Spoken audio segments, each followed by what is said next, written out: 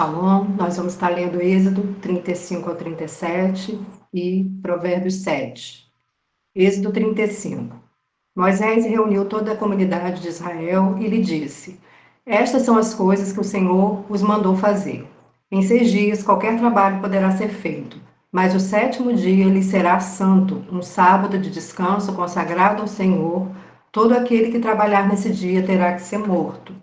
Nem sequer acendam o fogo em nenhuma de suas casas no dia de sábado. Disse Moisés a toda a comunidade de Israel: Foi isto que o Senhor ordenou. Separe dentre os seus bens uma oferta para o Senhor. Todo aquele que, de coração, estiver disposto, trará como oferta ao Senhor ouro, prata e bronze, fios de tecido azul, roxo e vermelho, linho fino e pelos de cabra, pelos de carneiro tingido de vermelho e couro, madeira de acácia, óleo para iluminação, especiarias para o óleo da unção e para o incenso aromático, pedras de ônix e outras pedras preciosas para serem encravadas no colete sacerdotal e no peitoral. Todo que dentre vocês forem capazes virão fazer tudo quanto o Senhor ordenou. O tabernáculo com a sua tenda e sua cobertura, os ganchos, as armações, os travessões, as colunas e as bases. A arca com as suas varas, a tampa e o véu que a protege. A mesa com as suas varas e todos os seus utensílios, e os pães da presença. O candelabro com seus utensílios, as lâmpadas e o óleo para iluminação. O altar do incenso com sua vara, o óleo da unção e o incenso aromático, a cortina divisória, a entrada do tabernáculo. O altar do holocausto com sua grelha de bronze, suas varas e todos os seus utensílios, a bacia de bronze e sua base. As cortinas externas do pátio com sua coluna e base, a cortina da entrada para o pátio. As estacas do tabernáculo e do pátio suas cordas. As vestes litúrgicas para ministrar o lugar santo, tanto as vestes sagradas de Arão, o sacerdote, como as vestes dos seus filhos, para quando servirem como sacerdotes. Então toda a comunidade de Israel saiu da presença de Moisés, e todos os que estavam dispostos, cujo coração os impeliu a isso, trouxeram uma oferta ao Senhor para a obra da tenda do encontro, para todos os serviços e para as vestes sagradas. Todos os que dispuseram, tanto os homens como mulheres, trouxeram joias de ouro de todos os tipos, broches, brincos, anéis e ornamentos, e apresentaram seus objetos de ouro como oferta ritualmente movida perante o Senhor. Todos os que possuíam fios de tecido azul, roxo, vermelho, ou linho fino, ou pelos de cabra, peles de carneiro tingidas de vermelho ou couro, trouxeram-nos. Aqueles que apresentaram oferta de prata ou bronze trouxeram-na como oferta ao Senhor. E todos aqueles que possuíam madeira de acácia para qualquer das partes da obra também a trouxeram. Todas as mulheres capazes teceram com suas mãos e trouxeram o que havia feito, tecido azul, roxo e vermelho e linho fino. Todas as mulheres que dispuseram que tinham habilidades teceram os pelos de cabra. Os líderes trouxeram pedras de ônix e outras pedras preciosas para serem cravadas no colete sacerdotal e no peitoral. Trouxeram também especiarias e azeite de oliva para iluminação, para o óleo da unção e para o incenso aromático. Todos os israelitas se dispuseram, tanto homens como mulheres, trouxeram ao Senhor ofertas voluntárias para toda a obra que o Senhor, por meio de Moisés, ordenaram-lhe que fizesse. Disse então Moisés aos israelitas: O Senhor escolheu Bezalel, filho de Uri, neto de Ur, da tribo de Judá, e os encheu do Espírito de Deus, dando-lhe destreza, habilidade e plena capacidade artística, para desenhar e executar trabalhos em ouro, prata e bronze, para trabalhar e lapidar pedras, entalhar madeira para todo tipo de obra artesanal. E concedeu tanto a ele como a Oliabe, filho de Azimaque, da tribo de Dan, a habilidade de ensinar os outros. A todos esses deu capacidade para realizar todo tipo de obra como artesão, projetistas, bordadores de linho fino e de fios de tecido azul, roxo, vermelho, e como todos tecelões, eram capazes para projetar e executar qualquer trabalho artesanal. Êxodo 36. Assim Bezalel, a Oliabe e todos os homens capazes a quem o Senhor ordenou concedeu destreza e habilidade para fazerem toda a obra da construção do santuário, realizaram a obra como o Senhor ordenou. Então Moisés chamou Bezalel e Aholiabe e todos os homens capazes em que o Senhor dera habilidade e quem estavam dispostos a vir e realizar a obra. Receberam de Moisés todas as ofertas que os israelitas tinham trazido para a obra de construção do santuário. E o povo continuava a trazer voluntariamente ofertas manhã após manhã. Por isso, todos os artesãos habilidosos que trabalhavam no santuário interromperam o trabalho e disseram a Moisés: o povo está trazendo mais do que o suficiente para realizar a obra que o Senhor ordenou. Então Moisés ordenou que fosse feita essa proclamação em todo o acampamento: nenhum homem ou mulher deverá fazer mais nada para ser oferecido ao santuário. Assim o povo foi impedido de trazer mais, pois o que já havia recebido era mais do que suficiente para realizar toda a obra. Todos os homens capazes dentre os trabalhadores fizeram o tabernáculo com 10 cortinas internas de linho fino, trançado e de fios de tecido azul, roxo, vermelho, com os querubins bordados sobre eles. Todas as cortinas internas tinham o mesmo tamanho, 12 metros e 60 centímetros de comprimento por 1 metro e 80 centímetros de largura. Prendeu 5 cortinas internas e fez o mesmo com as outras 5.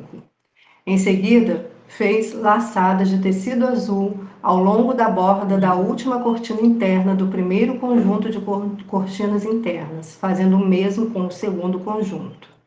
Fez também 50 laçadas na primeira cortina interna e 50 laçadas na última cortina interna do segundo conjunto. As laçadas estavam opostas uma às outras. Depois fez 50 ganchos de ouro e com eles prendeu um conjunto de cortinas internas ao outro, para que o tabernáculo fosse um todo. Com o total de 11 cortinas internas de pelo de cabra, fez tenda para cobrir o tabernáculo. As 11 cortinas internas tinham a mesma medida, 13 metros e meio de comprimento por 1 metro e 80 centímetros de largura. Prendeu 5 cortinas internas no conjunto e outras 6 em outro conjunto. Depois fez 50 laçadas em volta da borda da última cortina interna de um dos conjuntos e também da borda da última cortina interna de outro conjunto. Fez também 50 ganchos de bronze para unir as tendas, formando um todo. Em seguida, fez para a tenda uma cobertura de pele de carneiro tingida de vermelho e por cima desta uma cobertura de couro. Fez ainda armações verticais de madeira de acácia para o tabernáculo. Cada armação tinha 4 metros e meio de comprimento por 70 centímetros de largura, com 2 encaixes paralelos um ao outro, e fez todas as armações do tabernáculo dessa madeira. Fez também 20 armações para o lado sul do tabernáculo e 40 bases de prata para serem colocados debaixo delas. 2 bases para cada armação, uma debaixo de cada encaixe. Para outro lado, o lado norte do tabernáculo, fez 20 armações e 40 bases de prata, 2 debaixo de cada armação. Fez ainda 6 armações na parte de trás do tabernáculo, isto é, para o lado ocidental. E 2 armações foram montadas nos cantos, para a parte de trás do tabernáculo. Nesses 2 cantos, as armações eram duplas. 2 partes inferior até a mais alta, colocada numa só argola, ambas feitas do mesmo modo. Havia, pois, 8 armações e 16 bases de prata, 2 debaixo de cada armação. Também fez travessões de madeira de acácia, 5 para armações de um lado do tabernáculo, 5 as do outro lado e 5 para o lado ocidental na parte de trás do tabernáculo. Fez o travessão central de uma extremidade à outra, passando pelo meio das armações. Revestiu de ouro as armações e fez argolas de ouro para sustentar os travessões, as quais também revestiu de ouro. Fez o véu de linho fino trançado e de fios de tecido azul, roxo, vermelho e mandou bordar nele querubins. Fez-lhe 4 colunas de madeira de acácia e as revestiu de ouro. Fez-lhe ainda ganchos de ouro e fundiu as suas bases de prata. Para a entrada da tenda, fez uma cortina de linho fino trançado e de fios de tecido azul, roxo, vermelho, obra de bordador. E fez 5 colunas com ganchos, revestiu de ouro as partes superior e lateral das colunas, e fez de bronze as 5 bases. Êxodo 37. Bezalel fez a arca com madeira de acácia, com 1,10 m de comprimento, 70 centímetros de largura e 70 centímetros de altura. Revestiu-a de ouro por dentro e por fora, e fez a moldura de ouro para o seu redor. Fundiu 4 argolas de ouro para ela, prendendo-as em seus 4 pés, com 2 argolas de um lado e 2 de outro. Depois fez varas de madeira de acácia e revestiu-as de ouro, e colocou nas argolas laterais da arca para que pudesse ser carregada. Fez a tampa de ouro puro com 1,10 m de comprimento por 70 centímetros de largura. Fez também 2 querubins de ouro batido nas extremidades da tampa. Fez ainda um querubim numa extremidade e o segundo na outra, formando uma só peça com a tampa. Os querubins tinham as asas estendidas para cima, cobrindo com ela a tampa. Estavam de frente para o outro, com o rosto voltado para a tampa. Fez a mesa com madeira de acácio, com 90 centímetros de comprimento, 45 centímetros de largura e 70 centímetros de altura. Revestiu de ouro puro e fez uma moldura de ouro ao seu redor. Fez também ao seu redor uma borda com largura de 4 dedos e uma moldura de ouro com essa borda. Fundiu 4 argolas de ouro para a mesa e prendeu-as nos 4 cantos onde estavam seus 4 pés. As argolas foram presas próximo à borda para que sustentassem as varas usadas para carregar a mesa. Fez as varas para carregar a mesa de madeira de acácia revestida de ouro, e de ouro puro fez utensílios para a mesa, seus pratos e recipientes para incenso, tigelas e bacias nas quais se derramavam as ofertas de bebida.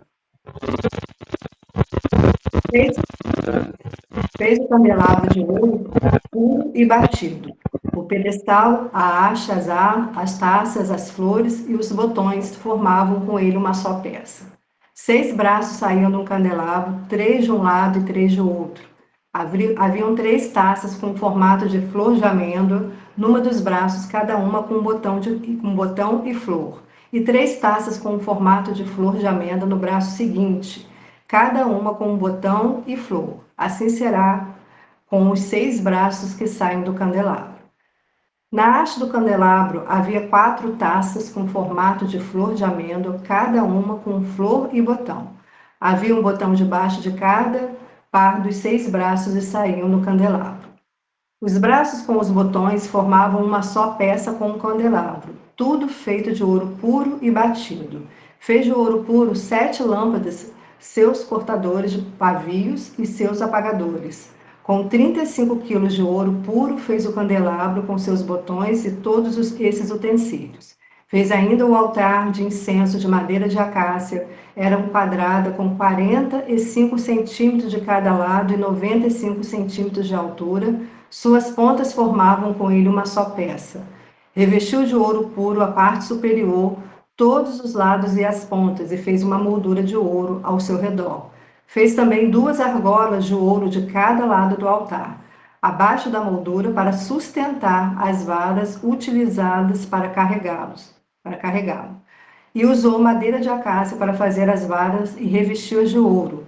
Fez ainda óleo sagrado para as unções e o incenso puro aromático, obra de perfumista. Provérbios 7. Meu filho, obedeça as minhas palavras e no íntimo guarde os meus mandamentos. Obedeça os meus mandamentos e você terá vida. Guarde os meus ensinos como a pupila dos teus olhos. Amarre-os aos dedos, escreva as tábuas do seu coração. Diga a sabedoria, você é minha irmã, e a chame ao entendimento, seu parente. Eles os manterão afastados da mulher imoral, da mulher leviana e suas palavras sedutoras. Da janela da minha casa, olhei através da grade e vi entre os inexperientes, no mais dos jovens, um rapaz sem juízo. Ele vinha pela rua próxima à esquina de certa mulher andando em direção à casa dela. Era crepúsculo, ao entardecer do dia. Chegavam as sombras da noite e crescia a escuridão. A mulher veio, então, ao seu encontro vestida como prostituta, cheia de astúcia no coração. Ela é espalhafatosa e provocadora. Seus pés nunca param em casa. Uma hora na rua, outra hora nas praças, em cada esquina fica à espreita. Ela agarrou o rapaz, beijou-o e lhe disse descaradamente: Tenho em casa carne dos sacrifícios da comunhão que hoje fiz para cumprir os meus votos. Por isso saí para encontrá-lo e vim à sua procura e o encontrei. Estendi sobre o meu leito cobertas de linho fino do Egito. Perfumei minha cama com mirra, aloés e canela. Venha, vamos embriagar-nos de carícias até o amanhecer, gozemos as delícias do amor, pois o meu marido não está em casa, partiu para uma longa viagem. Levou uma bolsa cheia de prata e não voltará antes da lua cheia. Com a sedução das palavras, persuadiu e o atraiu como um dulçor de lábios. Imediatamente ele seguiu como um boi levado ao matadouro e como um cervo que vai cair no laço. Até que uma flecha lhe atravesse o fígado e como um pássaro que salta para dentro do alçapão, sem saber que isso lhe custará a vida. Então, meu filho, ouça-me, dê atenção às minhas palavras. Não deixe que seu coração se volte aos caminhos dela, nem se perca em tais verdades. Muitas foram as vítimas. Os que matou são grande multidão. A casa dela é o caminho que desce à sepultura, para a morada da morte. Amém. Amém, glória a Deus. Obrigada, nossa querida mestre. Bênção demais a leitura de hoje. A gente vê aqui que depois do restabelecimento ali da aliança que o Senhor faz ali, né, com o povo de Israel, após o clamor de Moisés pelo povo, após a forma como ele lidera, né? Ontem foi muito forte, porque a gente viu muito claro a diferença das duas lideranças, né? De Arão e de Moisés.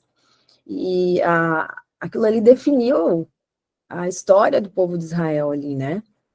Então, quando Deus ele restabelece a aliança dele com o povo de Israel, ele vai trazer aqui as demais orientações em relação ao tabernáculo, né? E a gente vê em Êxodo 35, ali Moisés vai reunir a congregação, vai trazer novamente as instruções sobre o Shabat. Queridos, nós vamos ver a Bíblia toda fala sobre o Shabat, né? Se você ainda não entende o que é o Shabat, é hora de começar a pensar sobre, né? Por que fala tanto sobre o Shabat na Bíblia? Você vai ver muito falar sobre o Shabat. E porque realmente o Shabat é um presente do Senhor para nós, né? E isso foi tentado, foi roubado da igreja de uma certa forma, foi instituído domingo, né? Então, são coisas justamente para tentar tirar algo muito precioso que o Senhor nos deu e que está em toda a Bíblia. Mas vamos seguindo, né? A gente vê aqui em Êxodo 35 que há uma oferta voluntária para a construção do tabernáculo, né? E a gente vai ver em Êxodo 36, ali Bezalel, que tinha recebido aquela capacitação de Deus, aquela unção de Deus ali na arte, né, na adoração ali, usando o seu trabalho manual para desenvolver todos os utensílios ali, né, do tabernáculo, ele vai liderar ali os artesãos. E a gente vê no 36 que a generosidade do povo foi algo assim abundante mesmo, né? Foi algo que eles tiveram que pedir para o povo parar de trazer, tamanha era a generosidade do povo. E no 37 a gente vai ver a construção da Arca da Aliança, a fabricação da mesa dos pães da preposição, ali onde ficavam ali os 12 pães representando as 12 tribos de Israel. A gente vai ver ali a criação da menorá, que é o candelabro de ouro, né? E a construção do altar do incenso. Eu vou colocar no grupo no nosso grupo de WhatsApp um vídeo da Israel com a Aline, onde ela mostra lá o tabernáculo de Israel. É muito interessante, vocês vão gostar de ver. Você que está assistindo pelo YouTube e ainda não está no nosso grupo de WhatsApp, pode mandar uma mensagenzinha aí no chat que a gente envia o link para você. E na nossa página do Instagram, Elohim Church, lá também tem o link, tá? Para você entrar no grupo do Maná. E nós temos o aplicativo também da Elohim Church, onde nós colocamos todas as reflexões do Maná. Né? Eu vou mandar para vocês lá no grupo também, onde vocês podem achar no aplicativo. Desde de janeiro, a gente tem todas as reflexões lá, vocês podem estar revendo também, tá bom? Então, queria destacar aqui hoje o versículo de Êxodo 35, 21, que vai dizer assim: então todo o povo cujo coração moveu, e eu vou falar isso no hebraico para vocês entenderem a profundidade, todo o povo cujo coração moveu e todo aquele cujo espírito impeliu trouxe a oferta do Senhor para a obra da tenda da congregação, para todo o seu serviço e para suas Só peço para vocês cuidarem para não abrir o microfone, tá? Que aí dá uma interferenciazinha aqui. Vamos seguir aqui. Então, o que acontece? A gente vê aqui no original, no hebraico, essa palavra, o coração moveu, né? Em hebraico, essa expressão é cujo coração o elevou. Olha que interessante. Então, traz aqui uma elevação espiritual. Quando eles vão ofertar, o coração deles ali é elevado. Isso é uma elevação espiritual. É um desejo interno profundo de contribuir, de ser participante da edificação, né, daquilo que Deus instituiu para o seu povo. Então, logo em seguida ele vai dizer, né, o Espírito o impeliu. Então, é uma motivação espiritual voluntária, né? É um impulso generoso da alma. E essa palavra aqui, oferta, em hebraico, é terumat, né? Ou seja, essa palavra específica para oferta, ela também está relacionada a levantar ou a elevar, entende? Então, isso traz para nós o quê? Que a oferta, ela eleva, né? Tanto o doador, aquele que está doando, quanto aquilo que está sendo doado. Gente, olha que tremendo quando a gente vai entender os textos no sentido original da palavra, né? Então, é muito forte a gente entender isso, porque o próprio Deus convocou o povo ali, né, a ofertar para a edificação ali do tabernáculo, e a gente vê que o coração do povo experimentou essa elevação, né? É algo muito tremendo. Então, essa generosidade, ela vem de dentro, é algo que você queima no seu coração, né? É um princípio maravilhoso e que te faz sentir aquela conexão, e quando você coloca em prática, literalmente, né, é uma elevação espiritual, né? Então, a oferta, ela é vista aqui como um ato de conexão com Deus. É um ato de conexão com o eterno. Não é apenas uma transação material, entende? Não é apenas você entregar algo material, dinheiro. Não, é espiritual. O dinheiro é espiritual. Aqueles que querem entender mais, né, sobre finanças a partir da Bíblia, à luz da Bíblia, o apóstolo Israel, ele tem um curso que fala sobre as riquezas, né, e como que isso tudo procede no reino do Espírito, entende? O dinheiro é espiritual, tá? Então, a gente vê aqui também que ali foi falado e todos ali tiveram liberdade de escolha, né? Então, há aqui uma liberdade de escolha na adoração e no serviço a Deus. O Senhor fala que tinha que ser de coração, entende? Então, não era para fazer porque estava sendo falado, ou por obrigação, ou fazer com pesar, não. Era aqueles que sentissem ali no coração, né? E que fizessem com alegria. Deus, ele não quer nada se realmente não for, né, com alegria, com gratidão, entendendo um princípio daquilo ali que você está fazendo, né? Então, cada um contribuiu conforme a sua capacidade e conforme a sua inclinação, né? Formando um todo. E chegou um ponto que o povo estava tão abundante naquela generosidade que os líderes tiveram que pedir para parar, né? Imagina, né? Porque aquilo ali foi assim um mover de unidade mesmo entre todos ali. E chegou um ponto que não era mais necessário entregar a oferta. E nós sabemos que o povo judeu é um povo rico, né? Nós vemos que os judeus, eles tratam com finanças de uma forma extremamente espiritual. Então, você pode ver que há judeus no meio de grandes médicos, grandes cientistas, né?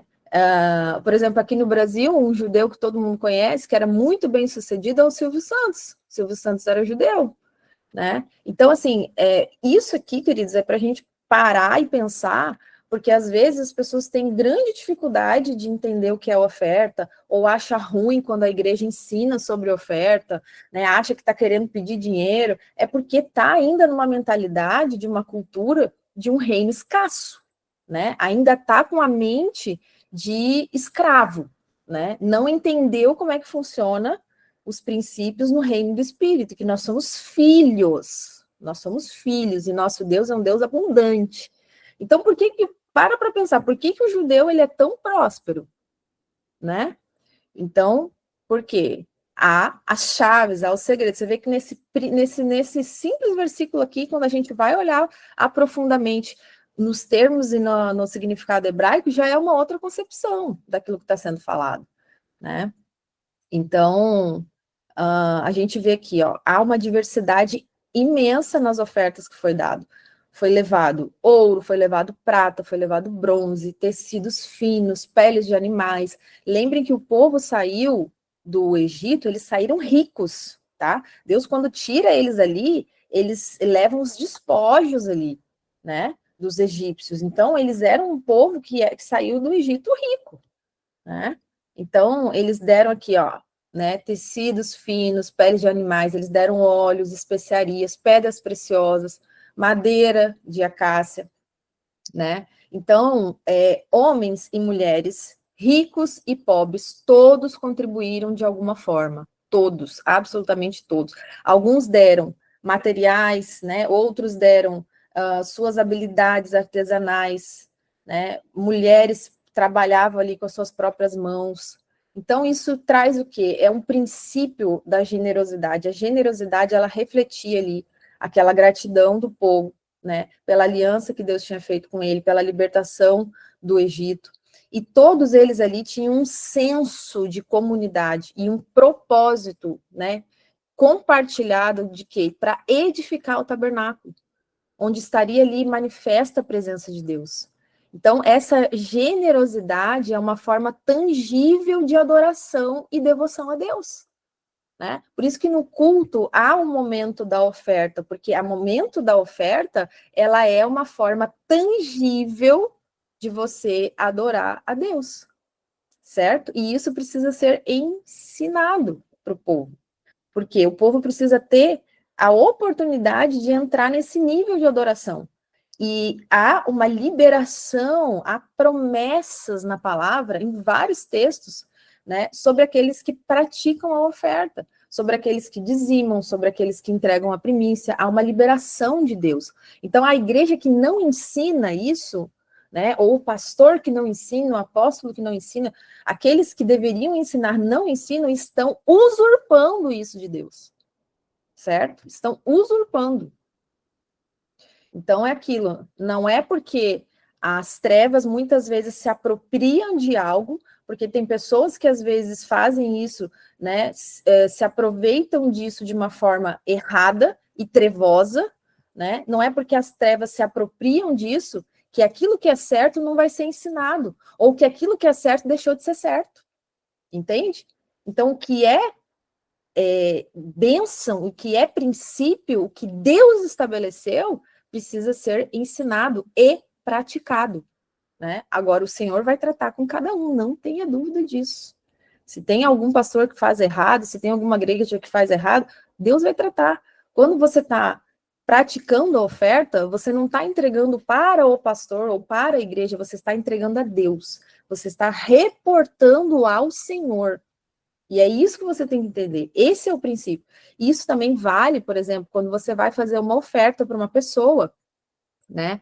E já aconteceu, por exemplo, assim, né? Porque fulano ofertou para a pessoa um relógio, né? E essa pessoa foi e deu esse relógio para outra pessoa, né? E aí, às vezes, a pessoa que ofertou pode até ficar chateada. Eu ofertei um relógio, mas a pessoa nem ficou com o relógio, deu para outra pessoa. Não, você ofertou para Deus. Naquele momento que você fez a oferta para aquela pessoa, você ofertou para o Pai. Aquela oferta ali, né, ela chega diante do Senhor.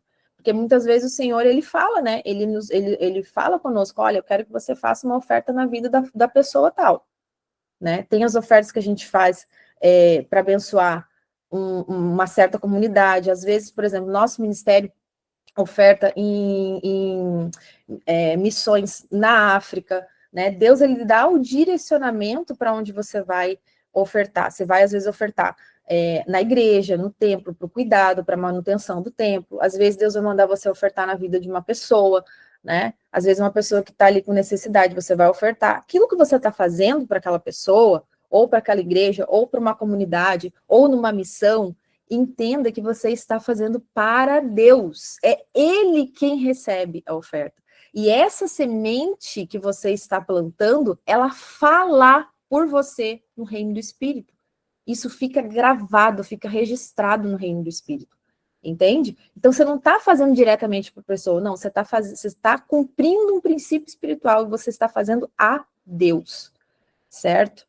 Então, só queria trazer para vocês aqui para encerrar sobre a questão da madeira, a madeira de acácia, né? A gente vê que é muito falado, e a arca foi construída com madeira de acácia, a mesa da preposição foi construída com madeira de acácia. E por que que Deus escolhe a madeira de acácia, né? A gente vê, queridos, aqui, que essa madeira era uma madeira que ela não era uma madeira muito nobre, né? Na verdade, ela é uma madeira muito comum nas regiões de Israel. E por que que Deus escolhe essa madeira em si, né? A madeira de acácia, ela é conhecida pela sua resistência, né? E ela não se decompõe com insetos. Então, literalmente, alguns estudiosos, né, consideram ela que ela não se deteriora.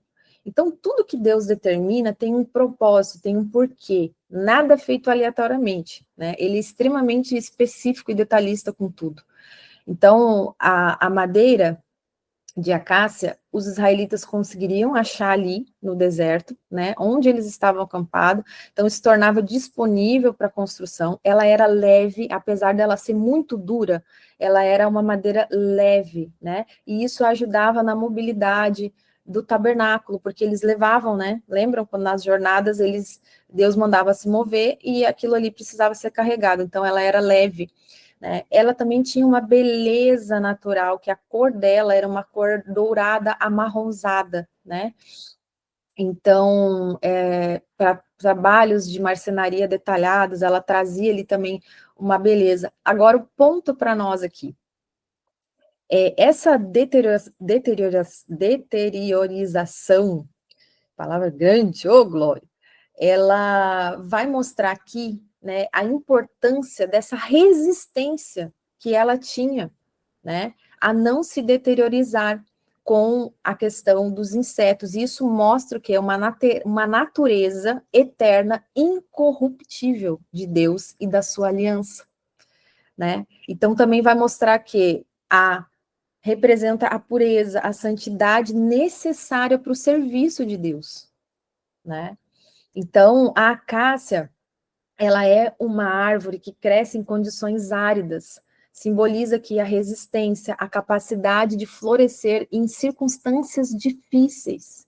Isso que a gente precisa pegar essa chave, porque isso aqui é muito poderoso, né? Ela é uma árvore que ela consegue dar fruto nas regiões mais áridas e mais difíceis, ela consegue florescer. Então, isso representa o quê? A humildade, né? E o sacrifício na adoração verdadeira. Na adoração verdadeira. A gente não pode, queridos, querer adorar só quando tudo está bem, né? Quando tudo está maravilhoso, aí a gente quer servir, a gente quer adorar. Quando as coisas às vezes estão áridas, estão difíceis, né? Muitas vezes a pessoa já não quer mais dar fruto, já quer se recolher, já quer ficar com seus problemas, já quer ficar.